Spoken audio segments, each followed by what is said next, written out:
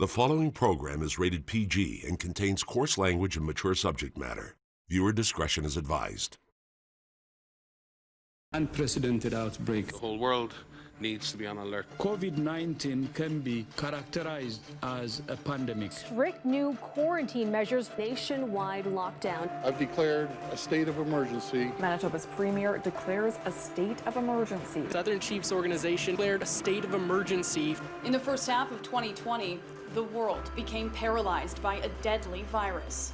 Its name is now all too familiar. More than 35 million Canadians joined billions around the world in lockdown as healthcare professionals and frontline workers face the threat head-on. Over the past several months, we've been following an incredible group of Canadians as they've documented and shared their professional and personal struggles during this unprecedented time.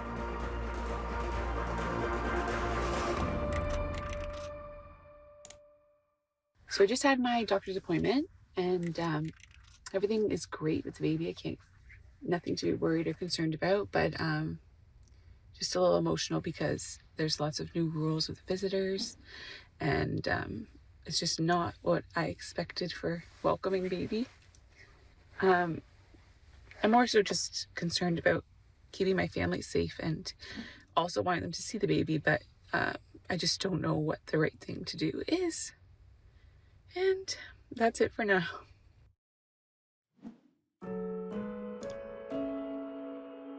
Can you see my eyes?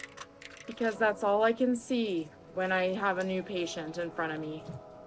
All of our patients are wearing masks now. And so now all we can see is their eyes. It's something I've never experienced in my whole career, and I've never had people's eye colors and eye expressions burned into my mind so badly. We see all the emotion, all the fear, all the sadness that people's families can't be with them, and it's absolutely heartbreaking. The last thing that we want as healthcare practitioners is for anybody to feel alone. I think I'm gonna leave it there because I'm gonna be a ball of crying disaster pretty quick here. Ontario Premier Doug Ford raising alarm bells that the province will run out of protective masks for frontline healthcare workers in a week. But a care workers advocate says PPE is about to run out and the province needs to step in now. We're in a fight of our lives right now.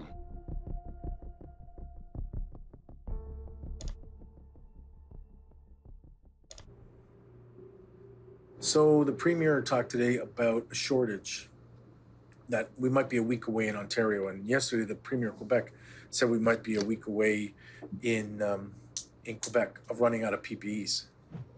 You know, you need an N95 mask when you're intubating a patient, hooking them up to a ventilator. Otherwise, it aerosols and everybody who's in the room is exposed to the virus. And if the healthcare system gets overwhelmed, not enough PPEs, not enough ventilators, not enough healthy doctors, nurses, and techs, then we're going to have Italy on our hands. And then you're just riding it out.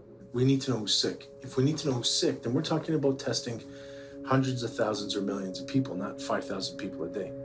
We can't make thousands a day. We have to make hundreds of thousands. We're trying to make enough of everything else for everybody else.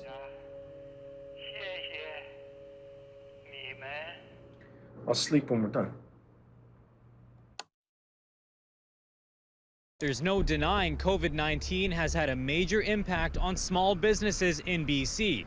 And it turns out many retailers are not sure if they'll be able to open up again once the pandemic is over. According to the Canadian Federation of Independent Businesses, half of small businesses have reported a drop in sales, and a quarter of them won't survive a month if income drops 50%.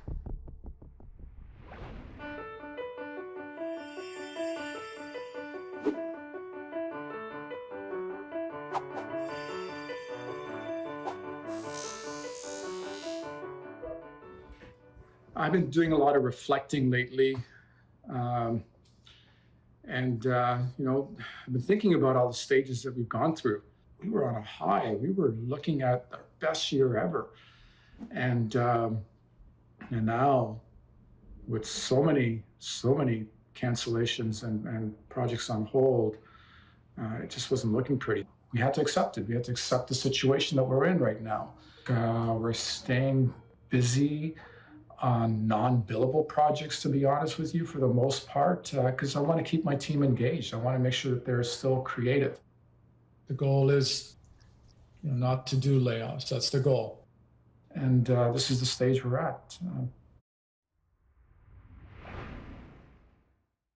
Hi, my name is Benny Booker. I'm a fashion designer at Benny Boo Styles. I'm from Ghana originally, and I came here to school at York University. I've always been keen on having something unique, something tailored to myself that is not in the market, and that's how I started with the business. Surviving is a new word we all have to learn. It's a new skill we all have to adapt to, and having to close down your business a small business and you still have bills to pay, rents to pay for the business and stuff like that, it's been very challenging. But we are all glad and thank God that we are alive and healthy. And we're looking at the silver lining that I'm learning new ways of marketing and advertising online. So I've been able to acquire new clients, and I'm praying and hoping that this pandemic kind of goes away soon. Hi, my name is Rick Jordan. I live here in Toronto, Ontario, and I'm a full-time grocery clerk.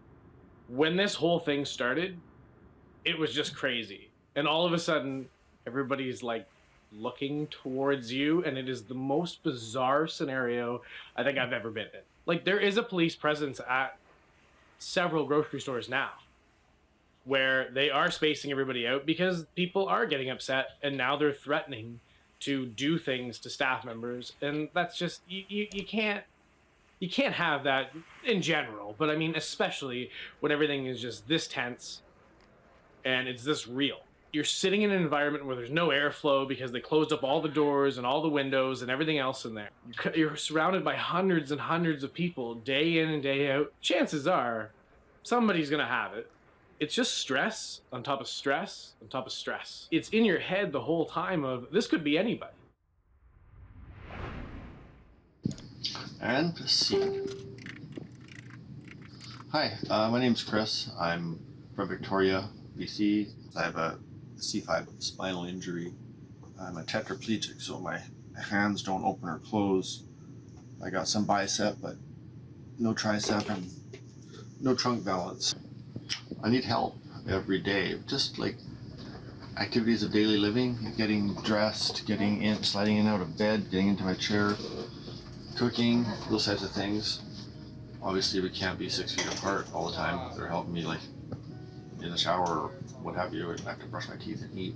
A month ago I had a few people that were like, we're with you, or you got me, like I'm with you, I'll be here and help you, and those people have left.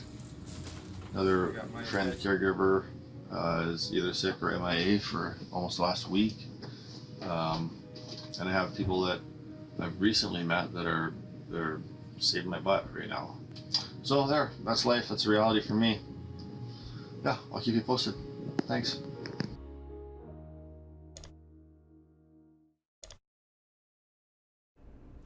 Hey there. Just sitting here waiting to go into a COVID-19 test facility. My husband tested positive a few days ago, and we've been in complete quarantine since then. I have to be honest with you, I don't want to go in there. I don't want to go get tested. I don't want to know if I have it, because I have a child that's had a bone marrow transplant and who has a lung disease. We did everything in our power 5 years ago to keep him safe. We lived like this. We sanitized. We wiped down our groceries. We stayed at home. Our child didn't go out for 2 years. We did this.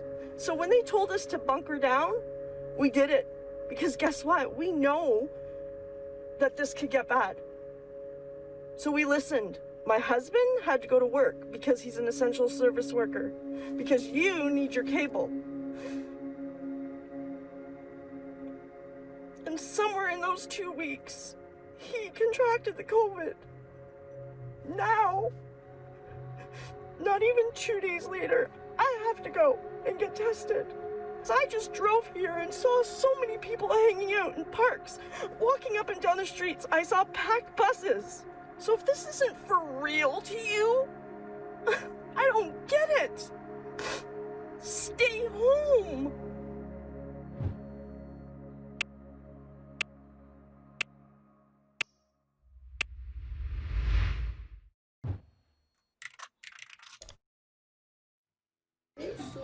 Good morning. Welcome to school. No. Good morning. Welcome to school. Ding, ding, ding, ding, ding. Classrooms remain dark across the Lower Mainland, even as spring break comes to an end. These are 2 power cords for PS4 systems for my boys. There is a camera. When they're done school, they can come and get their power cords. Do you like homeschooling? Would you rather be at school with your teacher and your friends? Are you missing your friends? Mm-hmm. Yeah. Are you missing school? Yeah. Hi! So we're 10 minutes into this meeting, and now I'm sure Emma's mom is having some issues logging on. My name is Nevi Wilkins. I'm a teacher here in Naqalun Nunavut. I had Zoom meetings this morning with my morning kids, and we were booted off the internet about 8 times. It's tough. It's tough, but it could be tougher. Our internet is capped at 100 gigs a month, and they've doubled it to 200, thankfully. Not all parents have access to internet or phones or a quiet place to chat. So it's hard to know that I'm not checking in on my kids regularly, because every day I get to ask them how they are, if they're safe, if they're happy, if they're healthy, and if they've ate. Every day I check in on them with that kind of stuff. I know what goes on in most of their homes on a regular basis, and now not to be able to hear from them, it's really tough. But we do what we can, right? Oh, I have a student who just logged on. As the world tries to contain the COVID-19 pandemic, an already vulnerable part of society is at even greater risk. Finding solutions to help the thousands of homeless people in Toronto is even more of a challenge now during the pandemic. How many homeless people are we? Are we just going to say, well, if they die, that's one less problem?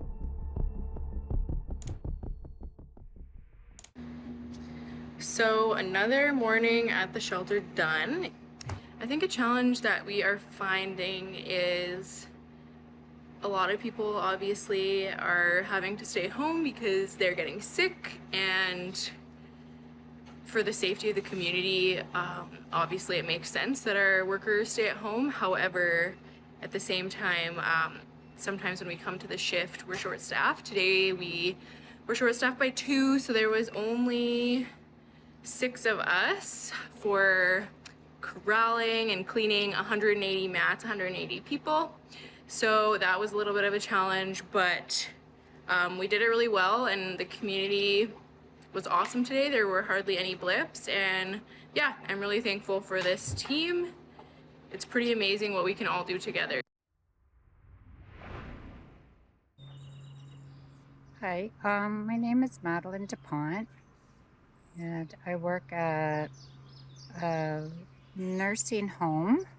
As you all know, this pandemic has started and things have really changed. And the choice that I made is I sat down with my husband and I says, you know what, I need to self-isolate. My wonderful neighbor, as you can see the trailer behind me, said, hey, you can use my camping trailer.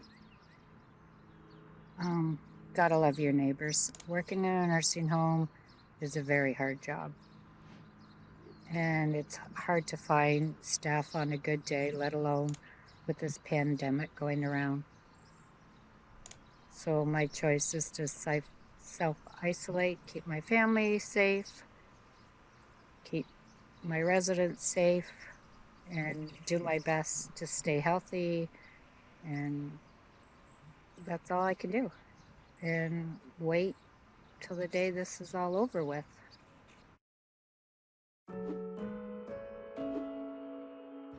So I just finished up a shift and I'm on the way home, and the drives home even have become long now because the whole way home I'm trying to figure out in my head what I might have touched that I didn't think about decontaminating before I left the hospital. So whether that is that I put my hair up and did I wash my hands in between, or I took my hair down, did I wash my hands in between? And now I'm worried that I'm gonna somehow bring this into my house with me, and that either I'm gonna get sick or I'm gonna get my kids and my husband sick. So there's just all like, it's all things that I think weigh on every one of us, whether we're going home to family or not, is how have we contaminated ourselves? Mommy, I have something. I have something to show you. What did you say about going into stores? I can't go in stores because I have lung disease and amen. Today is day 16, and I still have no results. I did not get answers from my COVID testing. In the meantime, I've continued to care for my husband who was in quarantine, and I continued to care for my children during all that.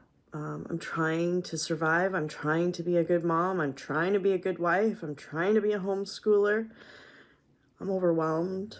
I'm tired. And now this week, I've had to take my son, Calvin, who's 6 years old, to get tested, to get swabbed, because he's showing signs of COVID. And if he has COVID, I don't even want to go there. I don't want to think about it. He has lung disease. There's so much that I have to think about. Am I allowed to go? What if I'm COVID positive? I can't take care of, like, if he has to go in a hospital, I'm not going to be allowed to go there. And until it's affected you, you're not going to probably get it. You're not going to probably understand how hard this is. That's enough for right now. I'm just overwhelmed. Hey, what's going on? Kind of just doing my daily shop right now. I try and do it once a week, maybe once every 10 days. Well, let's go inside. So Casey just went out to get some groceries, and I'm just hanging and waiting. Tomorrow we've got another doctor's appointment, and tomorrow I will be 39 weeks. The one benefit, the silver lining, even though we can't be with our family and our friends, which stinks, is that we've been able, Casey and I have been able to spend a lot of time together getting ready for baby, and he's going to be able to spend a lot of time with baby. I know there's lots of pregnant women out there going through similar feelings, similar fears, and I know that, you know, it's out of our control, so we just have to do our best to stay positive and know that it'll be all worth it in the end. Not gonna lie, it was a good shop, but my favorite part of shopping is riding the carts at the ends. Whew. That's all. Hey, so it's 6:20 in the morning. I think I've been up for a couple hours. I slept for 2 or 3. I have an adjustable bed because I can't sit up or move like on my own.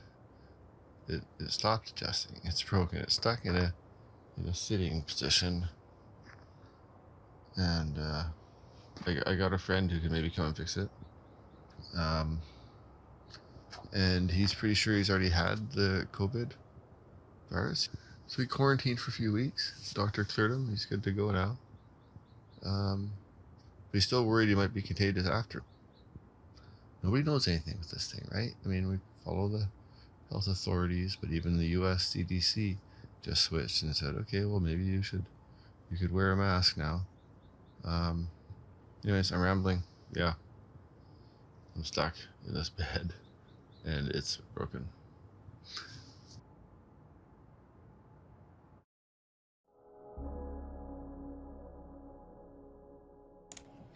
Many of us who are teachers in Iqaluit and in the north face every day knowing that when we leave our kids at the end of the day, they might not go home and eat. So when we go back to school in the morning, it's a pretty common thing to say, "Good morning, did you have breakfast?"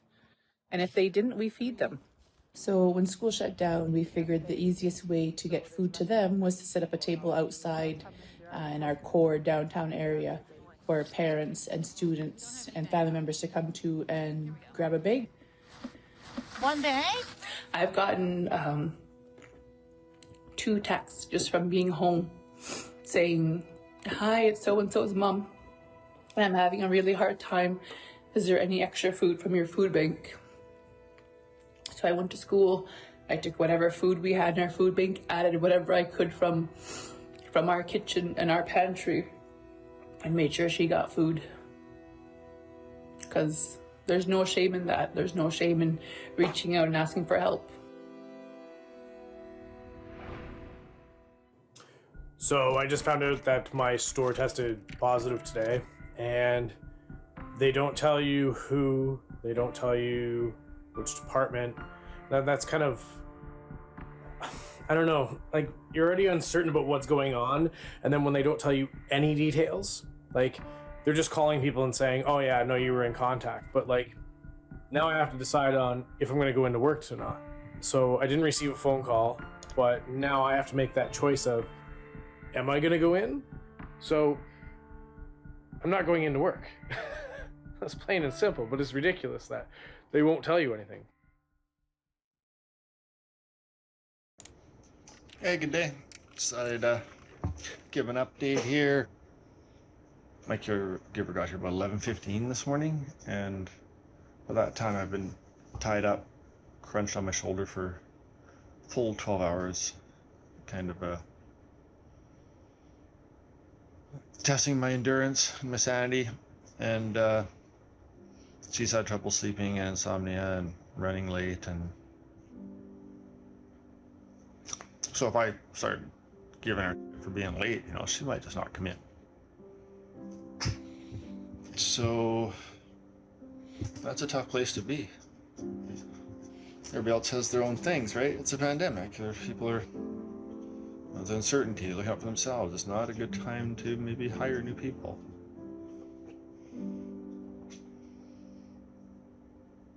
So it's a lot to ask from somebody. It's a lot to ask from me, like somebody sharing the space. But I don't have a choice, right? I need help. It's crazy making. It's like, who do you trust with your life? Are they taking careful steps out there? Right? So many unknowns on both sides. And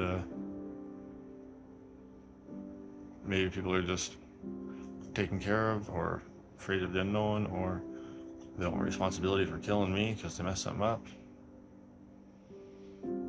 Whatever. All you can do is what you can do, right? Alright, stay safe. A major COVID-19 outbreak in a long-term healthcare facility in LaSalle. Stricter guidelines are being implemented in care homes across Metro Vancouver after another long-term care center was hit. Nearly half of Ontario's COVID-19 deaths have been linked to long-term care facilities. Hi. Gloria and Sharon and Steve and Matt. I'm Gloria Goodman. Steve Goodman. So my mother's in Altamont nursing care. She's been there since November. Wednesday, we got the call that my mother was positive. And then the next day, we got the call that her PSW was positive. Well, they're sitting in the rooms together. What do you think?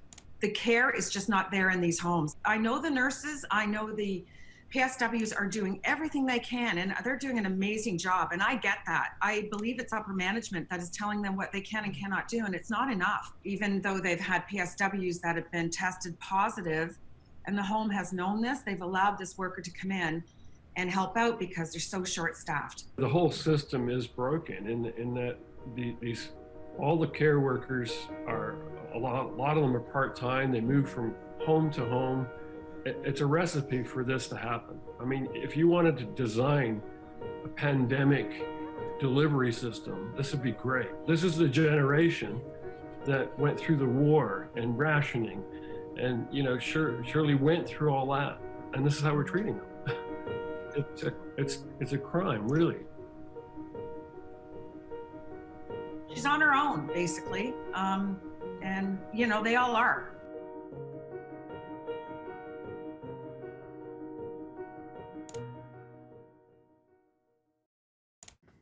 Okay, well, I got home from work, let's say about 4 o'clock.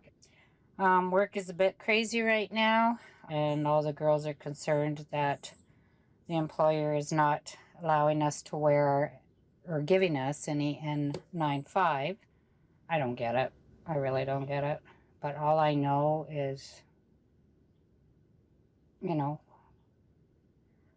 if I am positive, they have already told me, if I'm not coughing or sneezing or have a fever and showing no signs, I'm perfectly able to go to work. Get that. The scary part is I could be a carrier wearing this flimsy mask with my shield, dealing with a resident that has neither. I could give it to them. Okay, bye. Trailer life just gets better and better. Sometimes it's quiet, sometimes it's not. And man, I miss my family. So the news today is about this Eatonville Care Center that's right next door to us, where we've got dozens of people sick. We're seeing ambulances with no lights taking people out. You know, they're our neighbors. I can't imagine the fear that's running through that place. That senior's home in this fog is a real metaphor for where we are this morning on Monday, April 13th.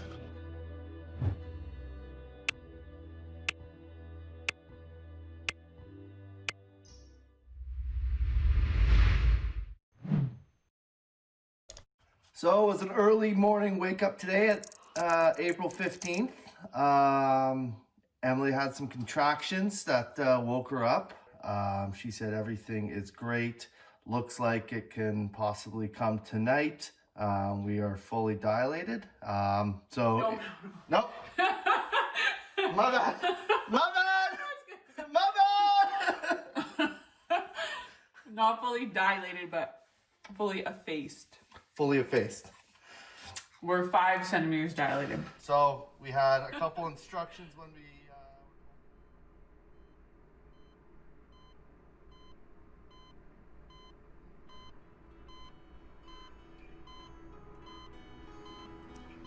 Our baby is here.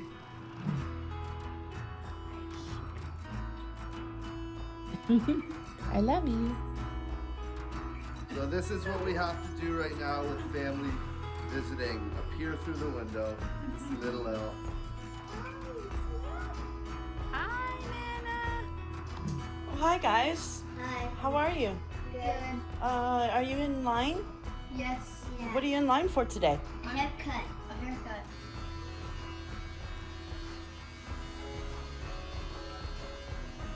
We got an easy question. Who likes big butts and you cannot lie? Sir Mix-a-Lot. Yeah. That's one for me. Are you starting? I can. You gotta go lower. Okay, no. Go, just stand like this. No, you can't lean forward. It's not wrong. So now that it's a nice day out in Calgary, we're refreshing some of our sidewalk chalk that we did last week. What did you guys draw, bud? I know this. So this was my surprise yesterday. My horse had a little heart on it. I love it. Made my evening last night. Oh hey, so I'm here. We're getting the bed fixed. Finally moving.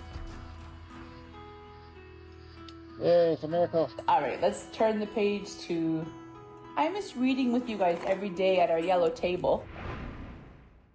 I got contacted by some of the nurses that are already my clients in the community, and they wanted some masks since there has been a shortage. So went from making gowns for special occasions or red carpet events to making masks for donations to the various local hospitals and some of the homes, care homes. I didn't intend to sell them. I was just making them mainly for donation, and then people started messaging me, emailing me, sending me messages on Instagram about wanting to have one, because we make them out of the print, so it's like vibrant, beautiful colors.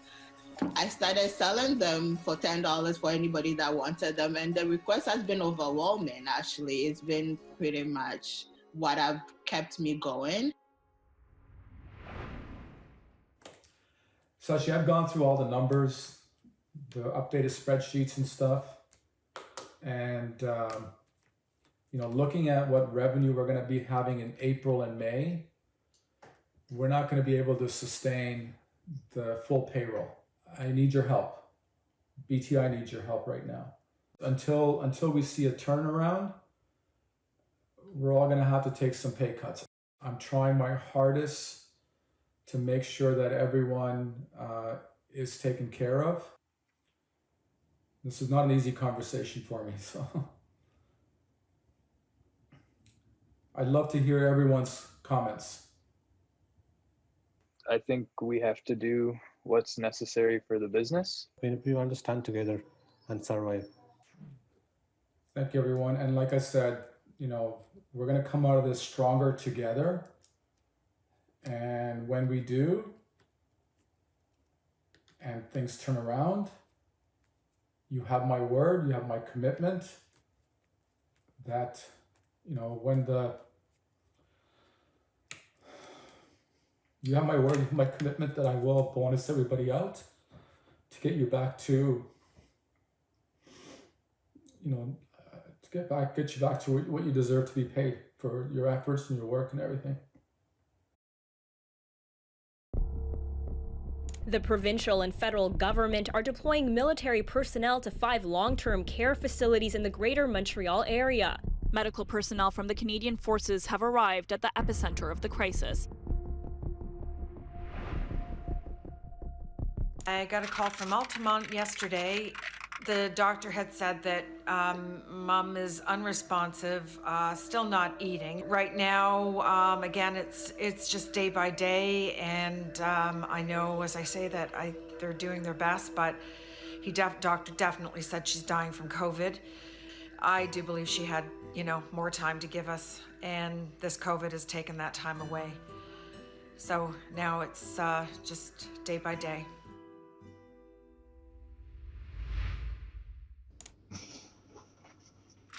I'm scared. I'm just gonna go and say that.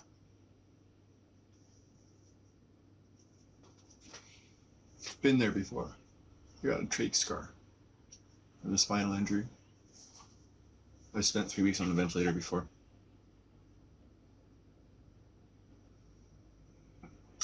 I got other friends that have do not resuscitate orders because there's no way they'll take that vent again.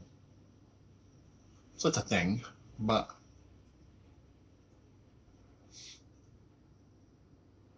I don't like being afraid of people when they come over, or telling people to stay away, or snapping at them for not washing their hands right away, or not wearing a mask, or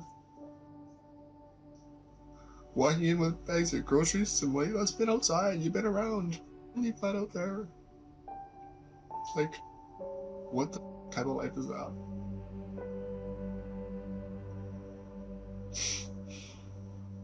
I'm a social person. I like a certain amount of interaction. Yeah, I don't know how long. It just feels like a matter of time before the thing ends up on my doorstep or I get sick. So cold. Looks like it's 7 o'clock. I got my pot and pan by the front door. I'm gonna go beat on it. See you in a bit.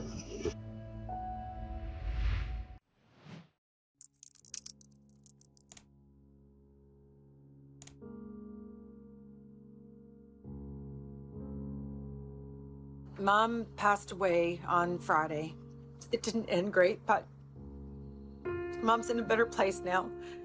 You know, it doesn't matter how long you deal with this, which has been a really tough, many weeks for us. It's gone on months, but the last few weeks have been really hard. And not being able to go in to see your loved one and help out, I wish I could have gone in, or my sister and I, any of the family gone in. The system is broken and it needs to be fixed. They need some financial assistance in a huge way. And these nurses and PSWs and everybody that works in these homes to help these people, they need that support.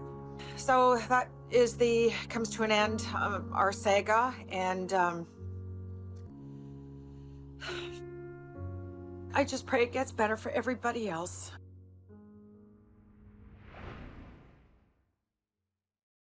These signs just appeared today. On the fence. Right across the street from Eatonville Care Center. This is the humanity of this crisis. Hopefully we can make a difference here.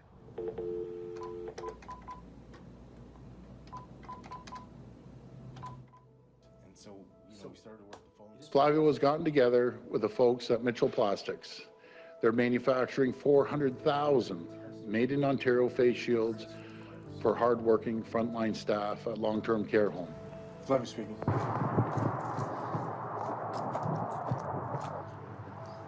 Hi, how are you? My assistant Eyal called. Face shields and masks.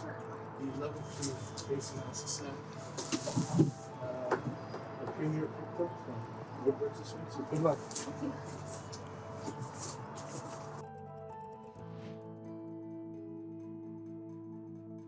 Hi, Calvin. What did the doctor say this morning? I'm healthy. You're healthy? Yeah. Yay! Your test came back? Yeah. And it was negative? Negative. It was negative. How does that make you feel? Good. Yay. Dad's allowed out. Hey guys, are you a little excited? Yeah. What are you doing? Jumping. I'm out. I'm at the park. Left the house. Dressed up in a costume for the hell of it. I did 40-day shift. Didn't good about it. It's nice out here. And we're out for the first family walk. The quad pod.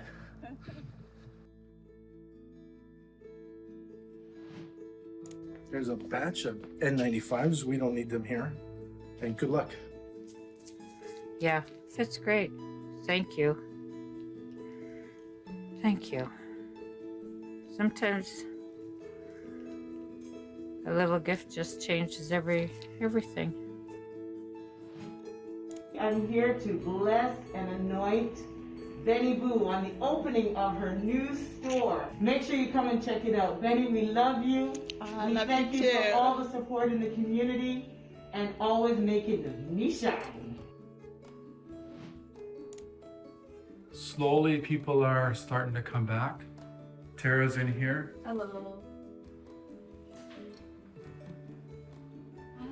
So today I woke up and as I was getting dressed, I said to my wife that it's going to be a great day. That's typically how I always started my days. We haven't done that in a while. And today when I woke up, I said, it's going to be a great day.